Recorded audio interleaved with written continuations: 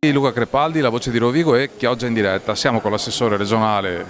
Cristiano Corazzari, assessore regionale della pesca. Buongiorno Cristiano. Buongiorno a tutti voi, è un piacere ritrovarvi sempre presenti, mi fa piacere che diate così ampio risalto alle tematiche legate al mondo della pesca, un settore veramente importante per la nostra costa, per le nostre città rivierasche. Questo progetto è un progetto che nasce come cooperazione, quindi tanti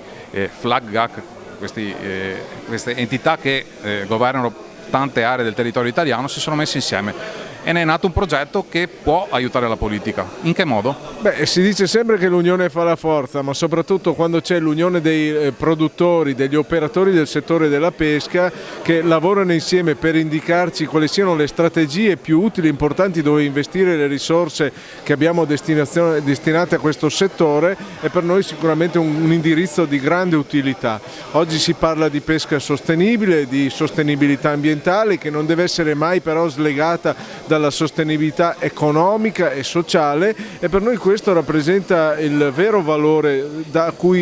in cui poter investire per il futuro. Ciò significa avere prodotti di qualità migliore sulle tavole dei cittadini, una filiera che sia sempre più accertata dal punto di vista della qualità, della salubrità del nostro pescato, e su questo abbiamo una voce in capitolo importante perché il pesce dell'Adriatico è il migliore che c'è sul mercato. Abbiamo poi la possibilità di valorizzare quelle pratiche, quelle tecniche del mondo della pesca che siano meno incidenti su quello che è l'aspetto ambientale. Ricordiamoci come per esempio tutto quello che è il settore della molluschicoltura ha un valore straordinariamente importante sul tema dell'abbattimento della CO2, ovvero laddove si fanno coltivazioni di molluschi si ha un assorbimento di CO2 e i nostri studi dimostrano che il sistema dell'allevamento della molluschicoltura veneta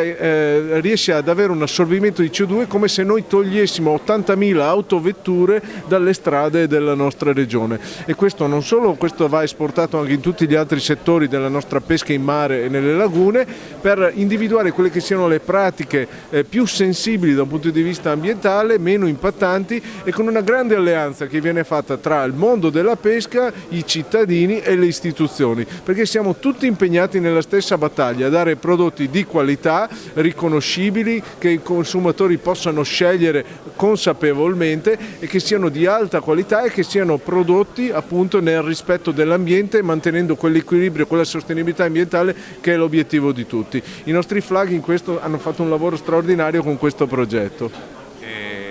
A differenza invece dell'Europa, che in questo momento diciamo non ci sta mettendo i bastoni tra le ruote, però comunque ha un approccio diverso rispetto allo stesso tema.